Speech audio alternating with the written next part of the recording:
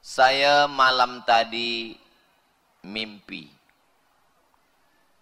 Saya sebenarnya berat nak bercerita tentang mimpi saya ini. Saya mimpi pengantin baru. Maka belum pernah saya ceritakan lagi. Dan satu tetamu yang saya ingat malam itu datang, sahabat saya namanya Tengku Dedi. Lama saya dah berfikir dari pagi tadi, apalah agaknya makna mimpi saya ni. Saya nak cerita ke bini saya takut. Malam ni barulah saya faham. Dapat saya takwilnya. Rupanya makna pengantin baru tu masuk kepada tahun baru hijrah. Kenapa tetamu saya yang datang tu yang saya ingat cuma satu, Tengku. Rupanya saya menghadapi tahun baru hijrah tahun 1447, tazkirah saya yang pertama di negeri Melayu Kuala Besut. Di tengah orang-orang Melayu, di kerajaan Melayu, tempat orang-orang yang berpegang kepada Al-Quran dan Sunnah Rasulullah Sallallahu Alaihi Wasallam. Saya kenapa berani Ustaz Samad bercerita tentang ini? Ada saya pernah terbaca tentang cerita seorang lelaki. Dia bercerita ke isteri dia. Kata dia pada isteri dia, istriku, malam tadi saya mimpi saya menikah. Kata isteri dia, engkau tidur lagi, mimpi lagi, ceraikan dia. Begitulah perempuan ini takutnya. Tapi kenapa saya berani bercerita malam ini? Sebab saya dah tengok dalam kitab Tafsir Ahlam yang ditulis oleh Imam Ibn Sirin. Kata dia makna mimpi pengantin baru tu maknanya dapat rezeki yang baru. Kalau dia ada masalah hidup, dapat jalan solusi terhadap permasalahannya. Semoga tahun 1447 Hijrah ini keadaan kita lebih baik daripada tahun 1446. Yang belum menikah segera dibagi jodoh yang baik-baik. Yang cakap amin yang belum nikah saja.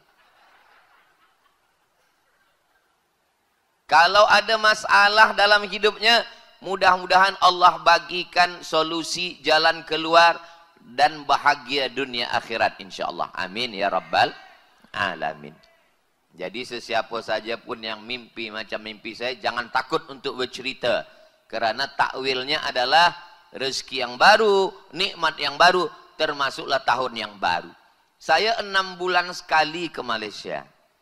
Tapi masa kami menyusun jadwal ini, tidak terlintas di pikiran kami, saya, bahwa kita akan malam tahun baru di Kuala Besut, di Terengganu.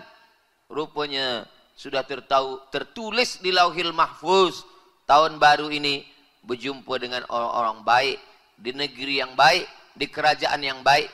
Maka saya optimis, saya semangat. InsyaAllah tahun kehadapan ini kita semua lebih baik. Begitu juga dengan negeri-negeri umat Islam. Saudara kita di Palestina pun lebih baik daripada yang sebelum-sebelumnya insyaAllah. Amin ya rabbal alamin.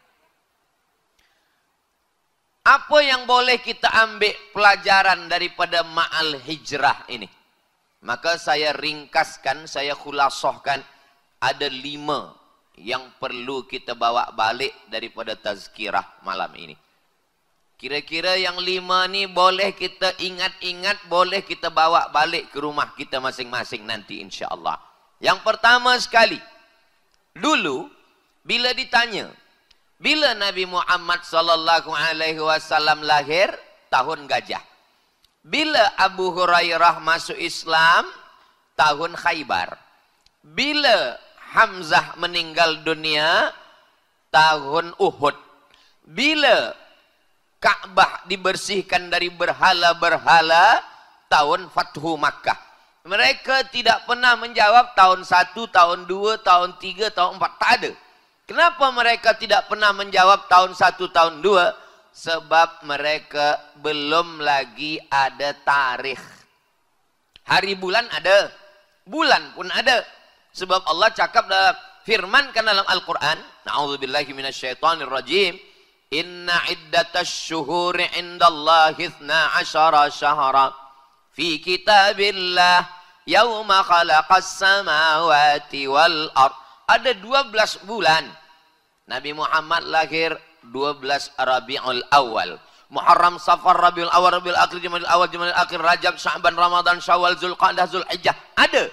Tapi tahun 1, tahun 2, tahun 3 belum ada lagi.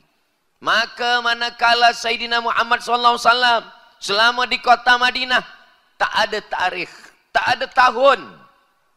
Selepas baginda meninggal dunia, naiklah khalifah bernama Sayyidina Abu Bakar Siddiq. 2 tahun lebih pun tak ada tarikh, tak ada tahun. Selepas itu digantikan oleh Amirul Mukminin Sayyidina Umar bin Khattab, pun sama juga, tiada tarikh, tak ada tahun. Hari bulan ada, bulan pun ada, tapi tahun tak ada.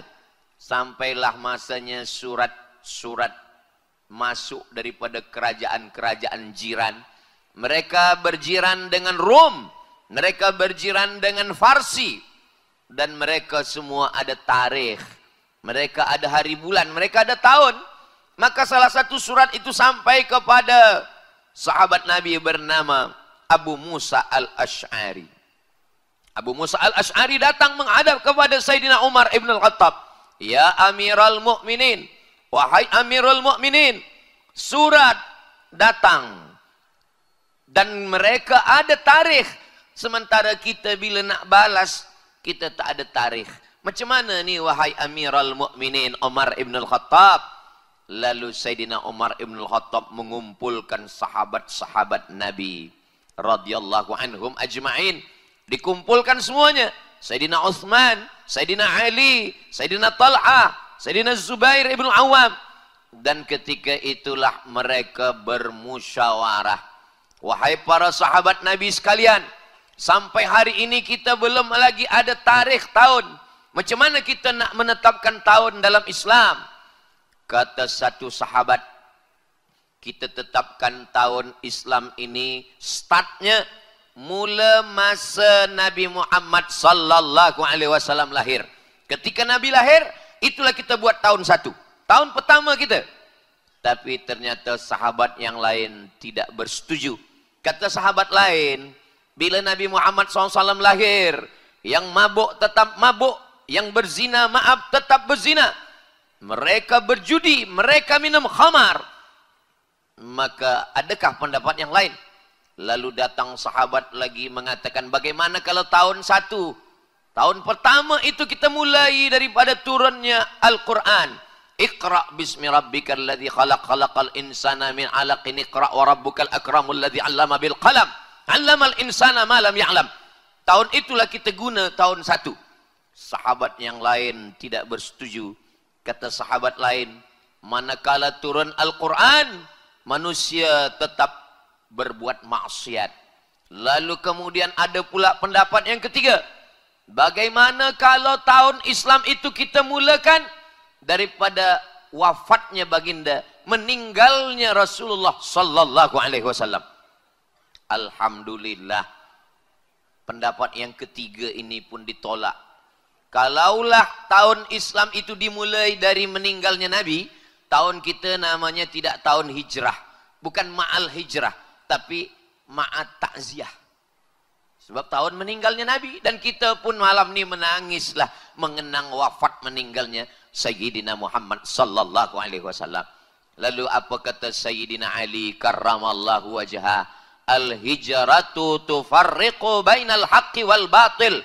Hijrahlah yang memisahkan antara yang hak dengan yang batil, yang bengkok dengan yang lurus, yang hitam dengan yang putih, yang ikhlas dengan yang riya, yang jahat dengan yang baik. Itu pemisahnya adalah hijrah. Maka pendapat Sayyidina Ali itu dipersetujui oleh Sayyidina Umar ibn al-Khattab. Inilah pelajaran pertama yang kita ambil daripada ma'al hijrah. Apa dia? Wa amruhum syura bainahum. Orang beriman memutuskan perkara dia berdasarkan syura, bermusyawarat. Orang beriman tidak memaksakan pendapatnya. Begitu juga di dalam rumah tangga, suami bertanya kepada istri, bagaimana agaknya biduk rumah tangga kita ini ke hadapan. Begitu juga tentang sekolah anak-anak kita. Yang satu mengatakan anak kita ini sekolah agama, tapi dia mesti ada sijil am. Begitu juga tentang masalah bisnis, kita mesti ada bermusyawarah, bermusyawarat. Maka kata Allah Ta'ala kepada Nabi Muhammad sallallahu alaihi wasallam, "Wasyawirhum fil amr." Bermusyawarahlah kamu. Setelah bermusyawarah, fa idza azamta, kalau engkau sudah azam, tekad engkau sudah kuat, fatawakkal 'ala Allah. Bertawakkallah kepada Allah Subhanahu wa taala. Maka saya pun datang ke Malaysia ini bermusyawarat dengan tim, dengan Tuan Haji Saad, dengan Datuk Kamil, bermusyawarat bagaimana agaknya eloknya kita ke Malaysia. Oh, Ustaz Abdul Somad eloknya ke Malaysia, ke Semenanjung 6 bulan. Nanti kita buat jelajah pantai timur. Kita pergi ke Kelantan, ke Terengganu, ke Pahang. Nanti kemudian kita pergi pula ke bawah, ke Melaka, ke Johor, Kuala Lumpur, ke Selangor. 6 bulan sekali Ustaz Abdul Somad datang. Selepas itu nanti kita pergi pula ke Sabah, Sarawak. Saya pun ikut. Makhaba man istasyara. Tidak akan sia-sia orang yang mahu bermusyawarat. Wa ma nadima man istakhara. Dan tidak akan menyesal orang yang mahu meminta pendapat orang lain. Mungkin kita seorang pakar perubatan, tapi dalam masalah agama kita jahil, kita tak tahu. Mungkin kita hebat dalam masalah agama, tapi dalam masalah perundang-undangan kita orang yang awam. Maka kita ini dibagi Allah ada kelebihan, ada kekurangan. Itulah gunanya kita bermusyawarat. Maka kalau Ustaz Abdul Somad hanya bagi tazkirah di kota-kota yang besar sahaja, bagaimana dengan saudara-saudara kita yang susah nak datang? Maka tim pun bermusyawarat. Sedangkan Sayyidina Umar bin Khattab, macam mana Umar bin Khattab itu imannya? Kata Nabi Muhammad sallallahu alaihi wasallam, "Ma salaka Umar fajjan qattu illa salaka syaitanu fajjan ghaira fajjika." Kalau Umar bin Khattab itu berjalan di suatu jalan, ini Umar bin Khattab ini jalan di suatu jalan, maka syaitan akan lari ke jalan yang lain. Syaitan takut melalui jalan yang dilalui oleh Sayyidina Umar bin Khattab. Meskipun begitu, Umar bin Khattab tidak memaksakan pendapat dia. Dia tetap tanya orang lain. Dia tanya sahabat-sahabat. Dia tanya kepada Sayyidina Ali. Umar bin Khattab yang imannya kuat, kalau dia berjalan lalu di satu jalan, setan tak berani lalu di jalan dia. Dia pun tetap bertanya ke orang lain. Bagaimana pula dengan kita sekarang? Ustaz Abdul Somad kalau lalu di satu jalan macam mana? Setan bukan lari, ikut berjalan dengan sama saya sekali. Al-insan, insan, manusia. Makanul khata' wan nisyan. Tempatnya silap, tempatnya salah, tempatnya lupa. Siapa yang mengingatkan saya? Yang mengingatkan saya adalah saudara-saudara saya. Watawasaw bil haq, menasehati dalam kebenaran. Watawasaw bis sabr, menasehati dalam kesabaran. Jangankan cakap saya, jangankan pendapat saya, topi saya miring pun saya tak tahu. Mesti ada orang lain yang bagi tahu ke saya. Maka kalau miring, terpesong ke kanan ke kiri, tolong bagi tahu sekarang. Jangan ambil gambar, upload di Instagram. Nanti orang komen semua. Miring ke kiri ke kanan nih Ustaz Abdul Somad. Bagi tahu, kata Imam Syafi'i, kalau kamu nak bagi tahu kelemahan saya, kekurangan saya, janganlah di hadapan orang banyak. Sebab itu akan menjatuhkan marwah, martabat, kehormatan, kemuliaan saya. Tapi bila kita nak luruskan, nak betulkan saudara kita, kita berdua bersama dengan dia. Kamu ada silap, kamu ada salah. Kalau ada manusia mengatakan, saya tak pernah lupa, saya tak pernah khilaf, saya tak pernah salah, masa itu dia sedang lupa, dia sedang silap, dan dia sedang salah. Kita ni manusia. Manusia diambil dari kata nasya. Nasya artinya lupa. Manusia adalah manusia yang lupa. Yang kaya lupa dia pernah susah. Yang berkuasa lupa bahawa dia rakyat jelata. Orang yang berilmu alim lupa bahawa dia awam, dia manusia.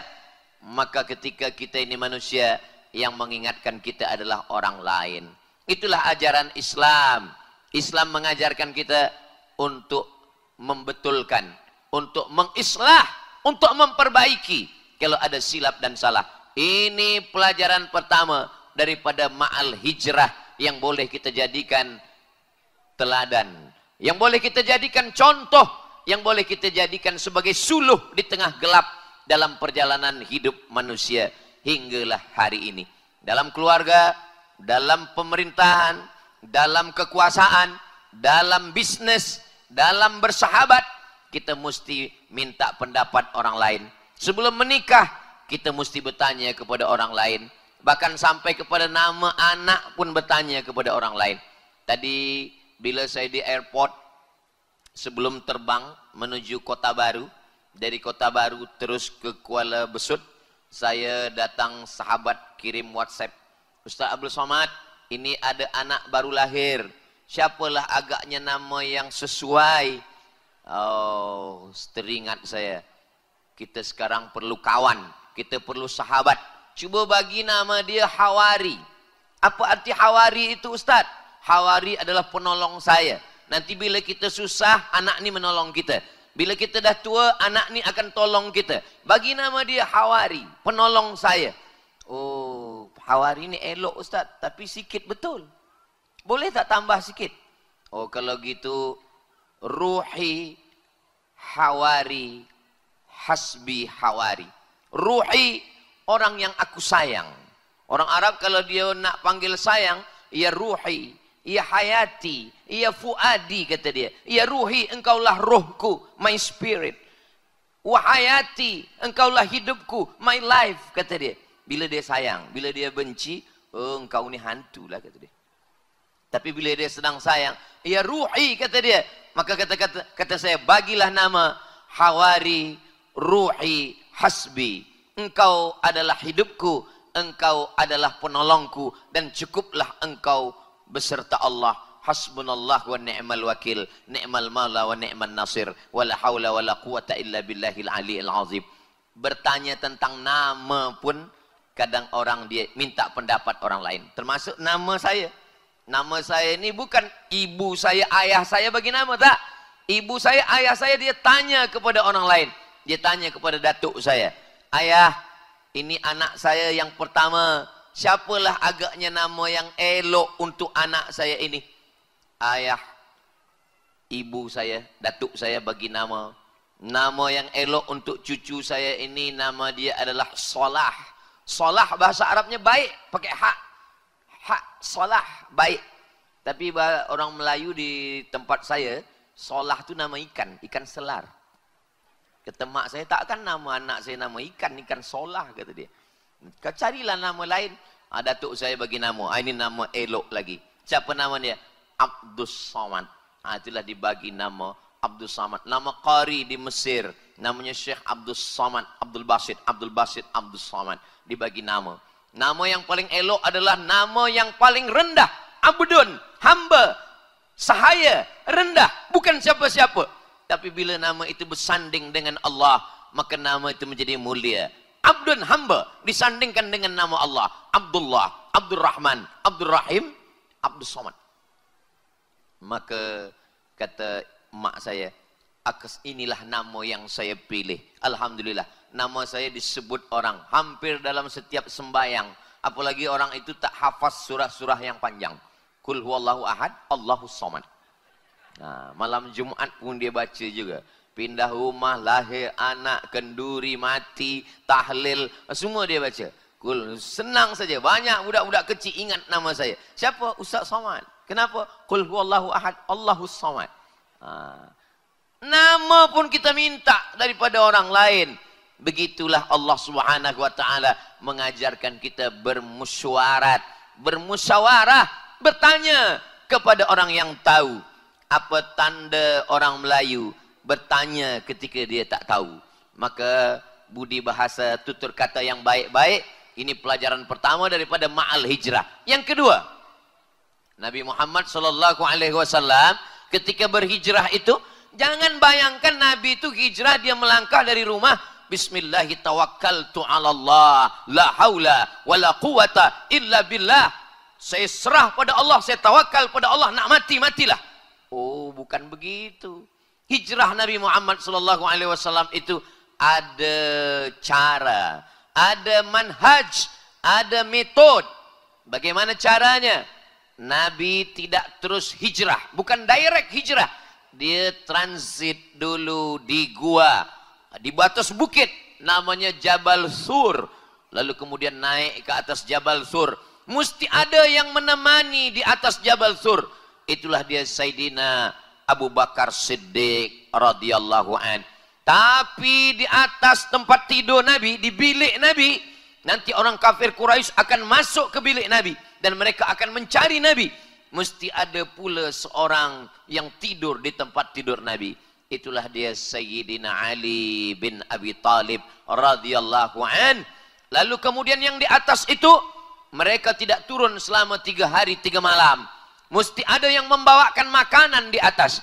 Yang membawakan makanan itu adalah seorang perempuan namanya Asma binti Abi Bakar radhiyallahu anha, anak daripada Abu Bakar Siddiq, dan dia saudara perempuan daripada Sayyidatuna Aisyah radhiyallahu anha. Dan di atas itu pula mereka tak tahu apa yang terjadi hal ehwal di kota Makkah Al-Mukarramah.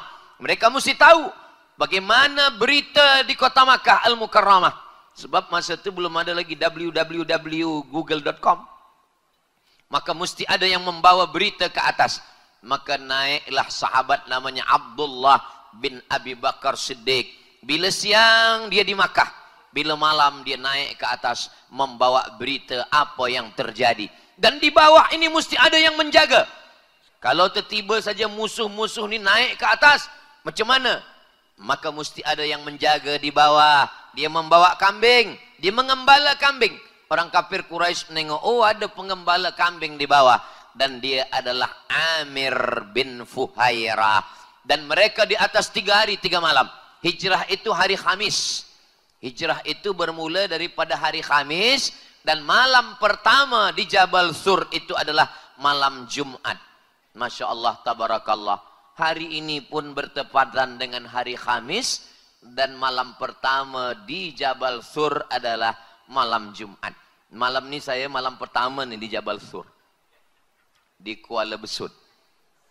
Malam Jumat, malam Sabtu, malam Ahad, 3 malam.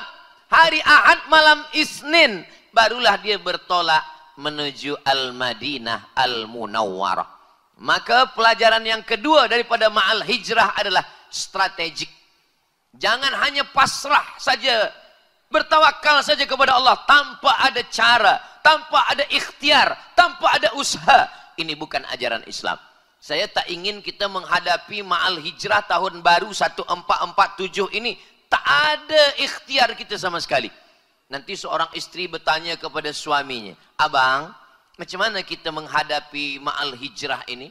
Kita pasrah saja pada Allah. La haula wa la quwata illa billah. Apa yang nak terjadi, terjadilah. Nak mati, matilah. Bukan ajaran Islam.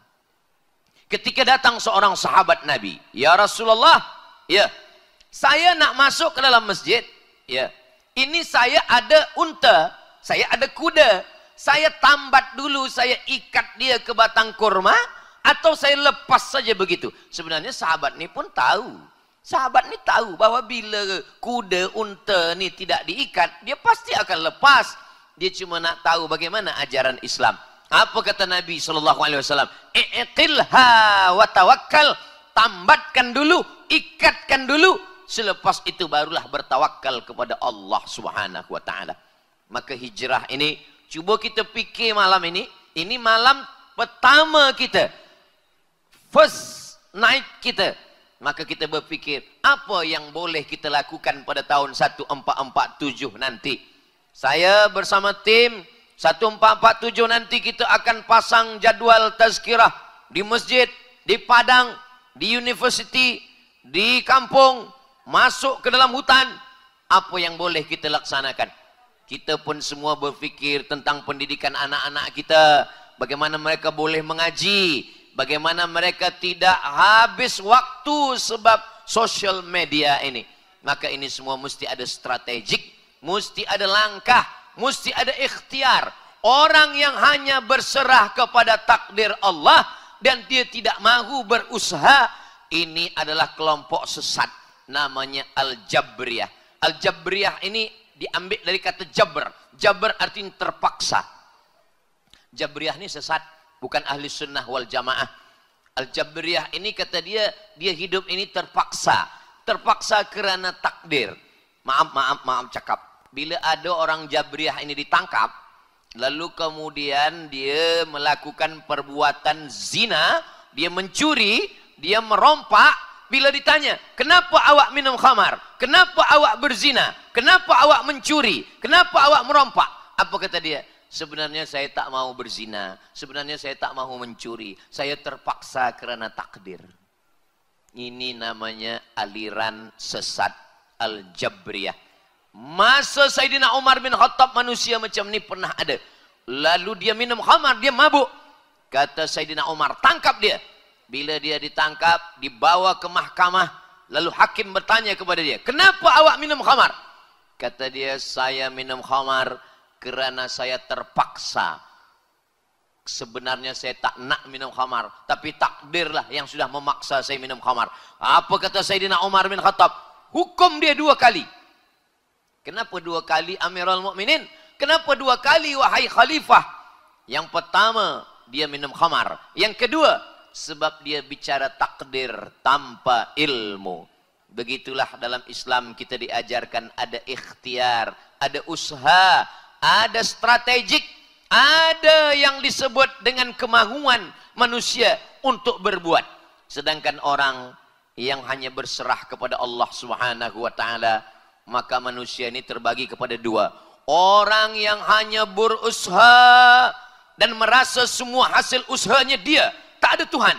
Ini adalah orang yang sombong. Hanya berusaha, tidak mau berdoa. Ini orang yang sombong. Hanya ikhtiar, tidak mau sholat. Ini orang yang sombong. Adapun orang yang hanya berserah diri saja, tidak mau berusaha, ini orang yang pesong. Kita tidak sombong dan tidak pesong. Maka kita berserah, tapi setelah berserah kita berdoa, setelah berdoa kita serahkan kepada Allah Subhanahu wa taala. Ya Allah, pada tahun 1447 Hijriah ini kami berstrategik, di malam yang pertama kami berkumpul bersama-sama. Setelah berkumpul, kami saling menasihati tentang kesabaran, tentang persatuan, tentang Islam, tentang amal soleh. Setelah itu istri didengar oleh suami, mendengarkan kepada istri, kepada anak-anak. Yang berhadir malam ini boleh mendengar, boleh mengingat. Yang tak berhadir, jangan kecewa, jangan kecil hati. Mungkin sakit, mungkin tak boleh datang kerana ada sesuatu yang darurat, emergensi. Jangan berkecil hati. Sebab dia boleh tonton ulang tazkirah Ustaz Somad di Kuala Besut malam ini di channel Ustaz Abdul Somad Official. Jangan lupa subscribe, like, share, and comment. Nanti dia boleh share kepada saudara mara dia.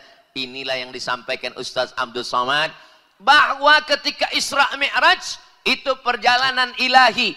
Isra Mi'raj hanya Nabi SAW bersama malaikat Jibril, bersama Burak, terus saja. Tapi ma'al hijrah dia penuh dengan strategik.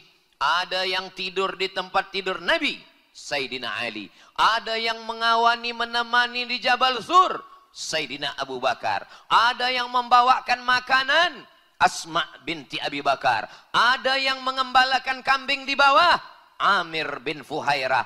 Ditunggu sampai 3 malam dan bertolaknya di waktu malam. Kenapa tidak bertolak di waktu siang? Sebab kalau bertolak di waktu siang, semua musuh-musuh kafir musyrik jahiliyah, Abu Jahal, Abu Lahab, Abu Sufyan sudah menanti menunggu. Dan ketika mereka bertolak hari Ahad malam Isnin, hari Ahad malam Isnin itu pun yang menunjukkan jalan adalah seorang penunjuk jalan. Mereka tidak lalu jalan biasa. Sebab kalau lalu jalan biasa, itu orang ramai. Maka dia jalan yang sunyi, yang jalan tak ada orang. Sama juga saya datang malam ini, ke stage ini tidak jalan biasa. Sebab jalan biasa ramai. Kita jalan lalu belakang. Saya pun tadi tengok, ini kenapa tak ada orang ini? Rupanya jalan belakang. Yang tahu jalan belakang, jalan khas itu adalah seorang lelaki namanya Abdullah bin Uraiqid. Dan dia tak Islam. Abdullah bin Uraiqid musyrik, penyembah berhala. Dia tak Islam. Tapi dia tidak membunuh Nabi. Dia tidak zalim, dia tidak aniaya. Ini dalil boleh menggunakan. Jadi kalau ada orang yang mengatakan Islam itu kalau berbeza agama dia bunuh. Islam itu kalau nampak orang yang berbeza agama dia akan pancung kepalanya. Cubalah belajar tentang ma'al hijrah. Bagaimana Nabi Muhammad sallallahu alaihi wasallam berhijrah sampai menggunakan jalan yang khas yang tiada diketahui orang lain, dan yang tahu jalan itu adalah Abdullah ibnu Uraiqid. Padahal sebenarnya kalau Nabi berdoa kepada Allah, ya Allah, turunkan malaikat Jibril, turunkan burak, sebenarnya dalam hitungan 1 second dia dah sampai ke kota Al-Madinah Al-Munawwarah. Tapi Allah ingin bagi tahu kita, perjalanan ini bukanlah rihlah ilahiyah, bukan perjalanan ketuhanan, tapi ini adalah rihlah insaniyah, perjalanan kemanusiaan. Sekarang ini ada manusia yang nak cepat-cepat saja. Sekarang ini ada manusia yang ingin terbang. Kalau ada manusia yang ingin terbang hari ini, dia tak usah ikut Nabi Muhammad, tak usah ikut Sayyidina Muhammad, tak usah ikut Nabiyina Muhammad. Kalau dia nak ingin cepat terbang tanpa strategik, dia ikut kepada Batman dan Spiderman. Sedangkan Nabi kita adalah Sayyidina wa Maulana wa Syafi'ina wa Zuhrina wa Qurrati A'yunina Muhammad sallallahu alaihi wasallam. Ini yang kedua daripada pelajaran ma'al hijrah. Yang pertama, musyawarat. Yang kedua adalah ada strategik. Yang ketiga, apa yang dilakukan oleh Nabi Muhammad sallallahu alaihi wasallam dan apa yang boleh kita ambil daripada ma'al hijrah ini. Ketika Nabi Muhammad sallallahu alaihi wasallam berdua dengan Sayyidina Abu Bakar, yang menunjukkan jalan adalah Abdullah bin Uraiqid, tiba saja Nabi SAW menengok di belakang. Debu naik ke atas. Biasanya bila kita di gurun pasir, bila kita berjalan di pasir, tiba debu naik ke atas, itu menunjukkan bahwa ada orang yang mengejar kita di belakang. Apa kata Sayyidina Abu Bakar? Ya Rasulullah, itu ada debu yang naik ke belakang ke atas. Itu nampaknya ada orang yang mengejar kita. Ya, rupa tak lama setelah itu nampaklah kuda yang sangat kencang mengejar mereka. Dan lelaki yang ada di atas kuda itu adalah Suraqah bin Malik. Seorang lelaki penunggang kuda. Dan dia pembunuh. Dan dia membunuh siapa saja yang membayar dia. Kalau mahu membayar dia, boleh membunuh.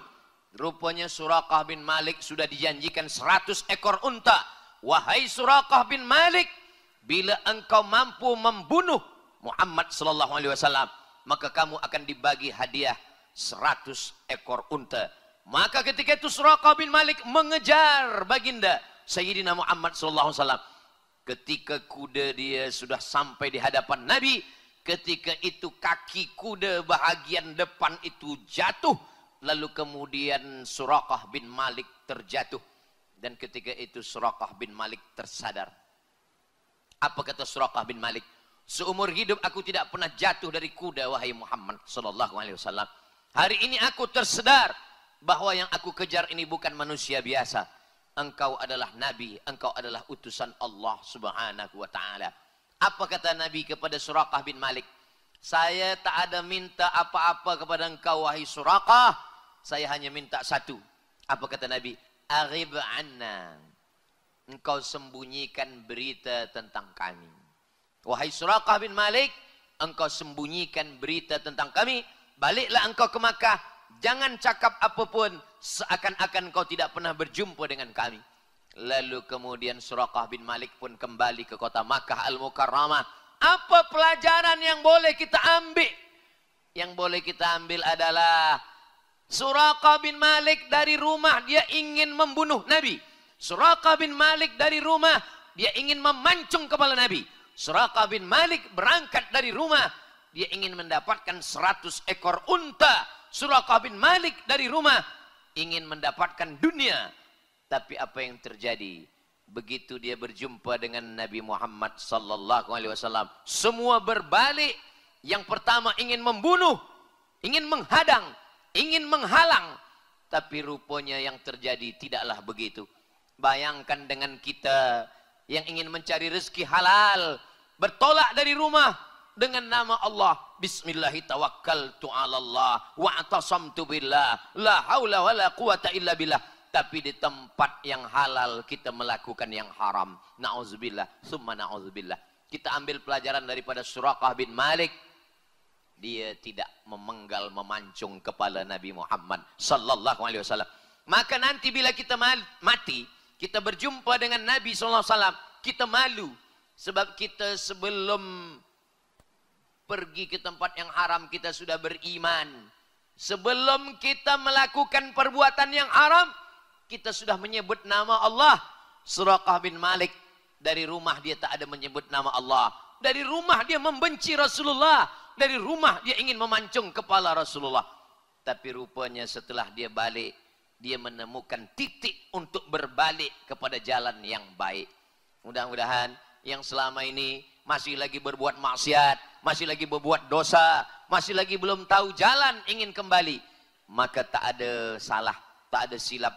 Semua manusia ini pernah salah. Kullu bani Adam khatta'un. Semua manusia ini silap salah. Wa khairul khatta'in at-tawwabun.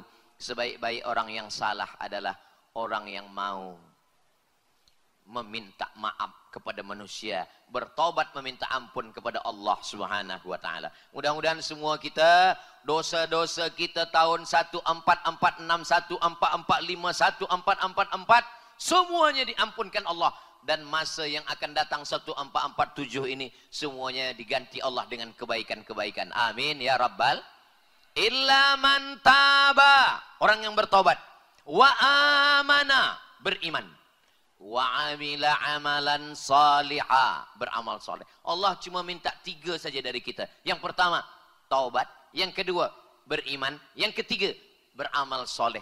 Kalau sudah lakukan yang ketiga, ulaika, mereka itu kata Allah, yubaddilullahu sayyiatihim hasanat, diganti Allah semua yang buruk-buruk, semua yang tak elok, semua dosa diganti Allah dengan kebaikan-kebaikan. Dosa mata, dosa telinga, dosa hati, dosa lisan, dosa fikiran, semua diganti Allah Subhanahu wa taala. Di antara kita semua ni mana ada orang tak ada dosa? Man kasura kalamuhu kasura saktuhu. Bukan hadis Nabi.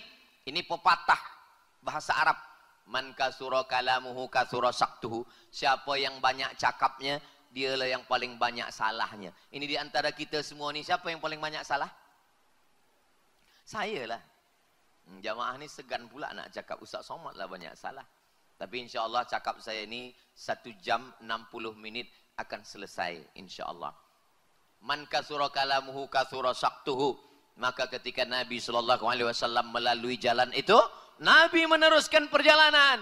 Suraqah bin Malik pun balik ke kota Makkah Al-Mukarramah. Nabi meneruskan hijrah. Suraqah kembali dalam keadaan tidak membawa apa-apa. Dan dia tidak menceritakan kemana perginya Nabi Muhammad sallallahu alaihi wasallam. Ma'al hijrah yang keempat, ketika Nabi SAW melalui tempat pengembalaan kambing. Ada unta, ada lembu, ada kambing. Tradisi orang musyrik jahiliyah. Jahiliyah masa itu, belum Islam lagi. bila lalu di tempat pengembalaan kambing, kita boleh minta air susu kambing. Assalamualaikum. Waalaikumsalam. Kami ini musafir, haus, tak ada air. Boleh kami minta air susu kambing? Kata penjaga pengembalaan kambing ini, kata dia, sekarang ni musim panas. Musim tak ada turun hujan. Dan kambing-kambing kurus. Bila kamu nak ingin mencuba, cubalah. Tapi menurut saya tak ada air susu kambing. Disitulah Nabi SAW berdoa. Disitulah nampak mukjizat. Lalu kemudian Sayyidina Abu Bakar Siddiq radhiyallahu an mendapatkan satu cawan air susu kambing. Lalu kemudian Sayyidina Abu Bakar Siddiq menyapu bawah cawan itu dengan kain. Sebab biasanya bawah cawan ini ada pasir, kotor. Nanti bila kena tangan Nabi kena pasir. Begitulah sayangnya Sayyidina Abu Bakar Siddiq. Lalu Abu Bakar membersihkan bawah cawan itu dengan kain. Sebab dia khawatir mengotori tangan Nabi Muhammad SAW. Setelah itu Nabi pun meminum air susu kambing itu. Ketika Nabi meminum air susu kambing itu, apa kata Abu Bakar Siddiq? Abu Bakar menengok. Lamma syariban nabiyu, fasyariban nabiyu hatta irtawaitu. Fasyariban nabiyu. Nabi meminum air susu kambing itu hatta irtawaitu, sampai hausku hilang. Saya manakala membaca sirah, sejarah Nabi itu ada nama khas, namanya sirah. Sejarah Nabi. Khas untuk sejarah Nabi namanya sirah. Fasyariban nabiyu, Nabi minum, hatta irtawa itu sampai haus saya hilang. Ini nampaknya kalimat ini ada yang salah. Yang minum Nabi. Kenapa haus Abu Bakar boleh hilang? Tapi tak akan mungkin kitab ini salah. Rupanya kitab itu tak salah. Saya yang salah faham. Faham saya belum sampai lagi kepada itu. Faham saya baru setakat menengok YB minum, haus saya menjadi-jadi. Saya belum sampai pada level hilang haus melihat orang lain. Saya bukan nak minum, saya dah minum tadi dah. Saya cuma nak bercerita bahawa ada orang ketika dia menengok saudaranya senang, datang air.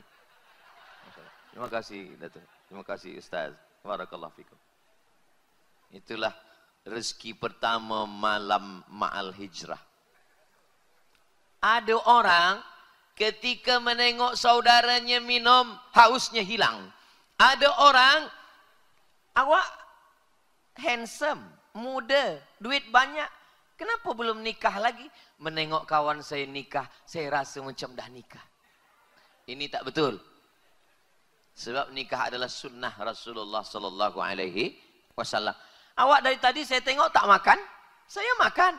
Menengok awak makan, rasa saya dah ikut kenyang. Biasa orang kalau dia ada walimah, dia ada kenduri, biasa tak selera, hilang selera makan dia. Saya beberapa kali tengok orang sahibul bait, bila kita ajak, pakcik tak makan, makcik tak makan. Tengok ustaz makan, hati kami dah senang. Hati senang, tapi perut tetap lapar. Tapi Sayyidina Umar, Sayyidina Abu Bakar Siddiq, fasyariban nabiyyu hatta irtawaitu.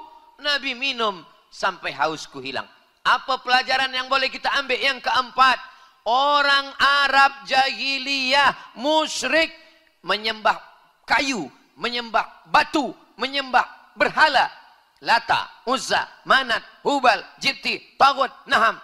Tapi mereka masih mahu berbagi kepada orang lain.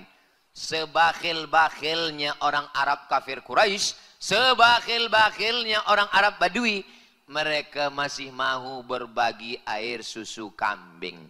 Jadi ma'al hijrah mengajarkan kita tentang bagaimana berbagi, berinfak dan bersedekah.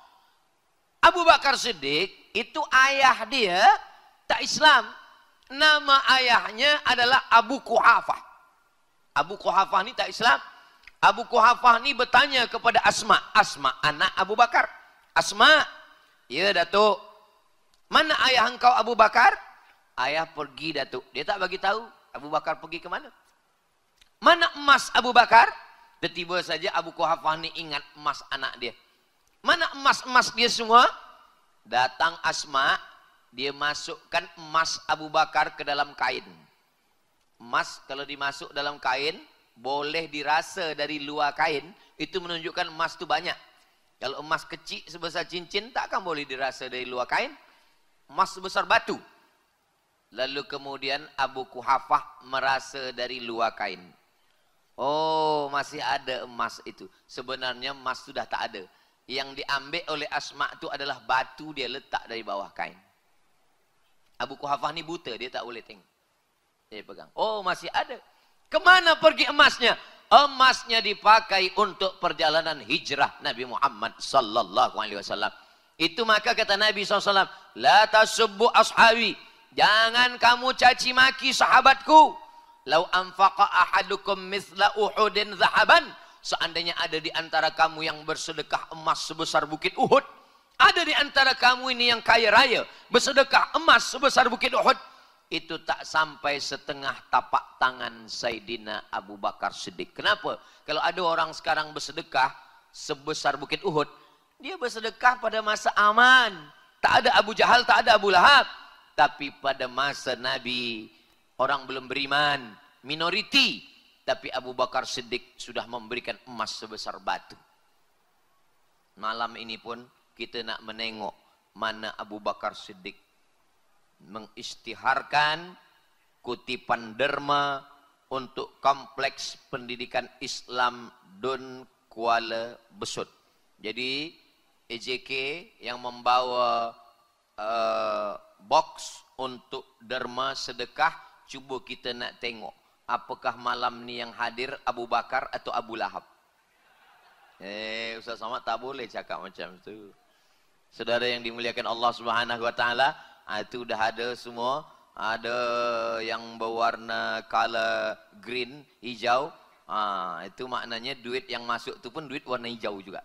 Warna color merah, red pun boleh juga. Itu semua diisi. Orang yang memasukkan hartanya, duitnya, emasnya, bagi puan-puan, makcik-makcik yang tak ada membawa duit, boleh memasukkan gelang, rantai, cincin pun boleh juga. Jangan katakan ini Ustaz Abdul Somad tidak boleh ambil kumpul derma di Malaysia. Tak boleh. Ini akan diguna untuk kutipan derma untuk kompleks pendidikan Islam Dun Kuala Besut. Ma'akal tafa'afnaita, duit banyak, berjuta ringgit, dibelikan ke makanan, busuk. Yang dimakan, busuk. Wa malabista fa'ablaita, yang dipakai, lapuk. Wa matasaddaqta fa'amdaita, yang dimasukkan untuk derma, itulah bekal hari esok. Yang dimakan, busuk. Yang dipakai, lapuk. Untuk derma, itulah yang boleh menjadi amal jariah untuk hari esok. Begitulah Allah Subhanahu wa taala mengajarkan kita. Yatsba'ul mayyita salasun. Yang mengiringi mayat ada 3. Bila kita mati, yang mengiringi kita bukan ramai. Walaupun kawan, sahabat, suami, istri, anak, cucu, menantu, jiran, semua datang. Tapi sebenarnya yang mengiringkan jenazah kita cuma 3. Yang pertama mal, harta. Yang kedua ahluhu, keluarga. Harta balik ke rumah, kereta balik ke rumah, motosikal balik ke rumah. Dan anak, menantu, cucu, kawan, sahabat, jiran pun balik. Yarji usnani, yang 2 ni balik ke rumah. Wa yabqa wahidun, yang tinggal kekal bersama kita hanya 1 saja. Apa dia? Wa amaluhu, amal itulah yang kekal bersama kita insya-Allah. Maka saya mengajak bukan untuk diri saya. Saya ajak malam ini Ma'al Hijrah bukan untuk diri saya, bukan untuk pondok saya, tapi untuk kompleks pendidikan Islam Dun Kuala Besut. Inilah yang boleh mengalir sebagai amal jariah. Sesiapa saja yang ada di Kuala Besut ni yang kaya-kaya, bila dia mati meninggal dunia, apa kata orang Melayu? Harimau mati meninggalkan belang, gajah mati meninggalkan gading, manusia mati meninggalkan hutang. Manusia mati meninggalkan amal jariah. Insya Allah, kalau kompleks pendidikan agama Islam ini nanti tegak berdiri, budak-budak Kuala Besut baca Quran, hafaz Quran, baca kitab, insya Allah kubur kita 24 hours, subuh, zuhur, asar, maghrib, isya, subuh, tarawih, witir, doa, mengalir hafazan Quran mereka. Anak kita, na'udzubillah, insya Allah kita berdoa semoga semua anak-anak kita soleh dan solehah, amin. Andai mereka tak soleh, na'udzubillah, tetap juga mengalir. Dari apa? Dari beberapa yang kita bagikan untuk derma kompleks pendidikan Islam ini. Maka itulah yang membuat kita lapang di kubur sebagaimana doa. Allahumma ja'al kuburahum raudatan min riyadil jinan. Ketika kita membagi derma, Allah kirimkan 2 malaikat. Hadisnya ada dalam Sahih Al-Bukhari. Apa kata malaikat yang pertama? Allahumma a'ti munfiqan khalafa. Orang yang menderma, bagilah dia ganti ya Allah. Yang mendoakan ni malaikat yang pasti dikabulkan Allah. Bagi dia ganti ya Allah. Tapi Allah Maha Adil. Yang tak menderma, Allah kirim juga malaikat satu lagi. Apa doa dia? Allahumma ati mumsikan talafa. Yang tidak menderma, binasakanlah dia ya Allah. Saya bukan nak bagi takut-takut. Nah. Saya cuma nak cerita saja. Rasakanlah balik dari sini nanti. Mungkin selipar hilang, kasut hilang, bini hilang. Na'udzubillah. Mudah-mudahan yang belum membagi sekarang, masih ada masa, dia boleh datang pada EJK, dia boleh bagikan berapa yang dia mampu. La yukallifullahu nafsan illa wus'aha. Kita hanya dituntut apa yang kita mampu. Kalau kita seekor gajah, bawalah batang kelapa. Tapi kalau kita hanya seekor semut, bawalah beberapa gula. Kalau kita hanya makhluk kecil yang bukan apa-apa dan bukan siapa-siapa, kita boleh tolong sesuai dengan kemampuan kita. Kelak masanya kita akan dituntut di hadapan Allah. Keluar dari rahim, maaf, keluar dari rahim ibu kita, kita tak bawa apa-apa. Dan di dunia ini kita punya apa-apa. Dan nanti manakala kita mati menghadap Allah pun balik, tak ada membawa apa-apa. Itulah yang akan kita pertanggungjawabkan di hadapan Allah. La tus'alunna yawma idzin anin na'im. Semua nikmat akan ditanya Allah Subhanahu wa taala. Semua. Rupa-rupanya sampai juga ke atas nih. Saya pun akan ditanya juga nanti. Hilang pula duit ringgit tadi. Masya Allah, Masya Allah. Saya sebenarnya tadi dah pura-pura tak nampak, tapi dia tengok juga saya. Nanti kita akan diminta di hadapan Allah SWT. Hai Abdul Somad, engkau hanya bagi tazkirah saja, engkau hanya bercakap saja, engkau hanya suruh orang saja. Kita pun akan diminta tanggung jawab di hadapan Allah Subhanahu wa taala. Ustaz Somad masa dia datang di Kuala Besut, dia cakap pasal pendidikan Islam, dia cakap pasal sedekah. Tapi mungkin dia di Riau, dia tak ada bagi sedekah.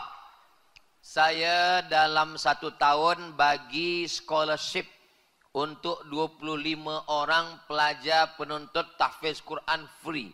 Setiap tahun.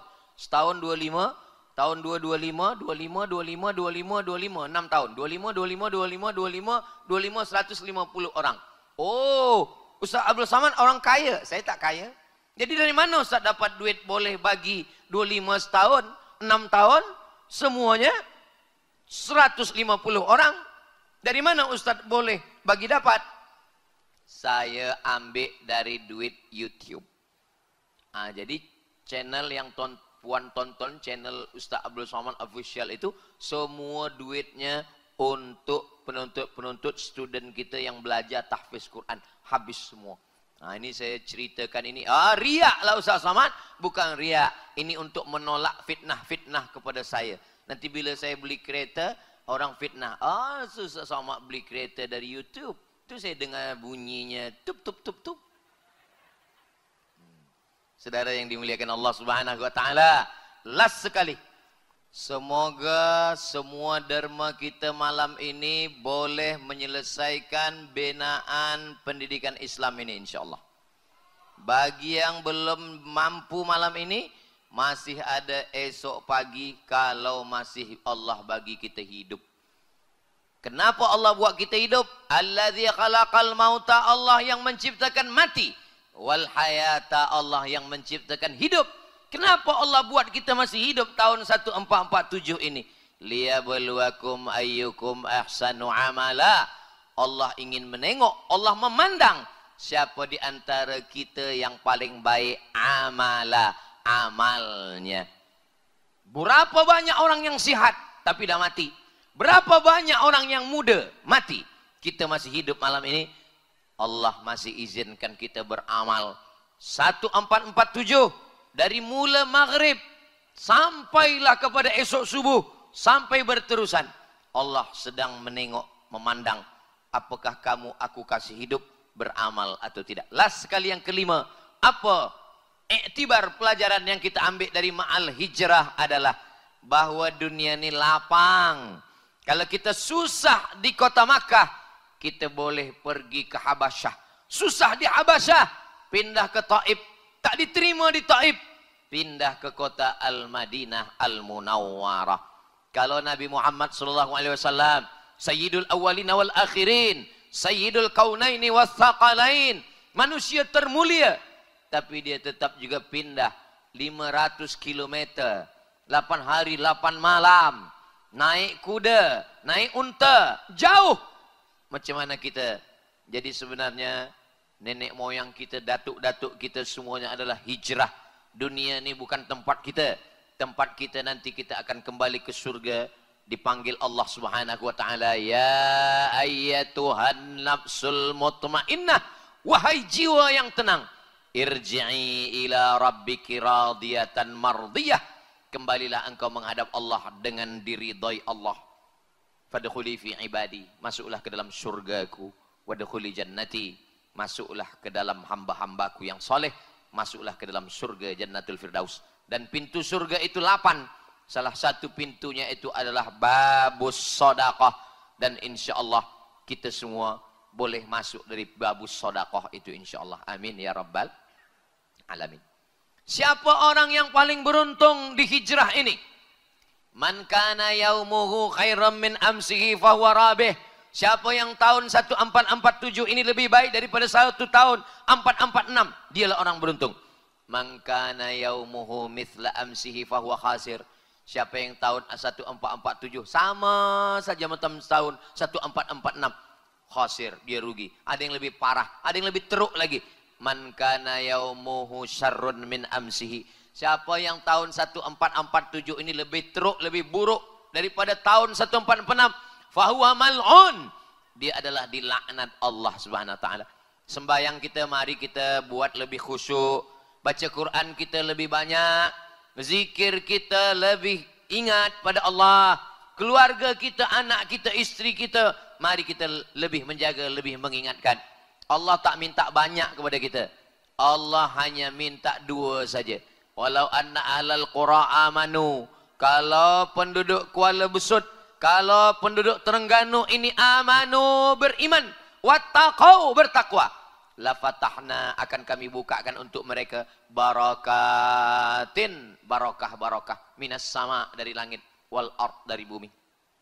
Walakin kadzabu, tapi kalau mereka mendustakan ayat kami, fa akhadnahum, kami cabut nikmat itu. Maka dengan ma'al hijrah ini, mari kita perbaiki diri kita.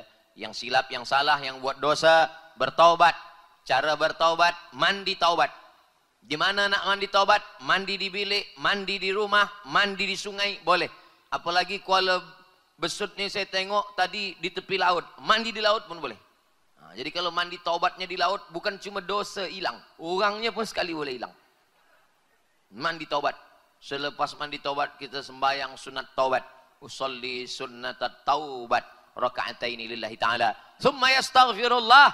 Kemudian selepas itu dia beristighfar, minta ampun kepada Allah. Sependek-pendek istighfar, astaghfirullah. Agak panjang, astaghfirullahalazim. Lebih panjang, astaghfirullahalazim alladzi la ilaha illa huwal hayyul qayyum wa atubu ilaih.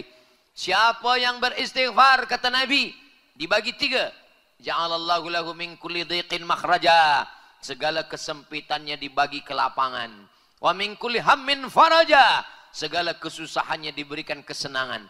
Wa razaqahu min haitsu la yahtasib, diberi rezeki dari jalan yang tidak disangka-sangka. Dijanjikan Allah dalam Al-Quran, siapa yang beristighfar, Allah bagi 6.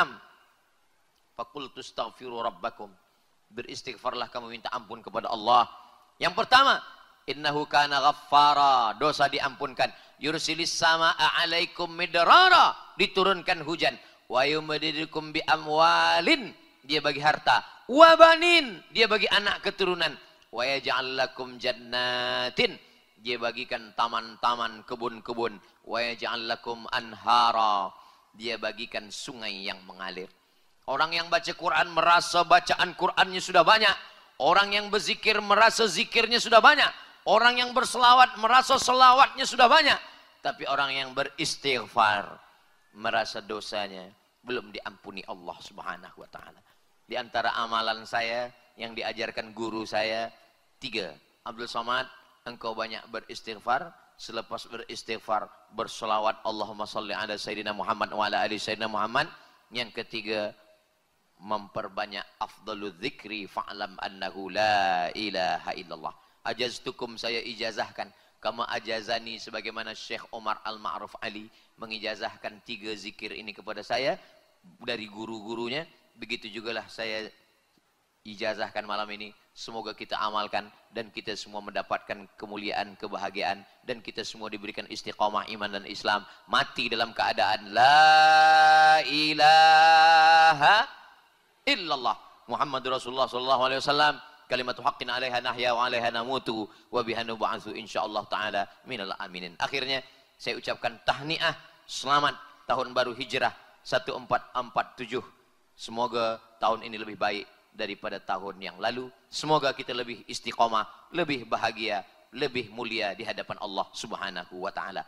Itulah 5 hikmah ma'al hijrah yang boleh saya sampaikan selama 60 menit 1 jam malam ini. Akhirnya saya tutup dengan pantun penutup, menangkap puyuh di Bukit Selasih. Thank you dan terima kasih. Mohon maaf atas segala kekhilafan, terima kasih atas segala perhatian. Aku qouli hadza astaghfirullah li wa lakum. Wassalamualaikum warahmatullahi wabarakatuh.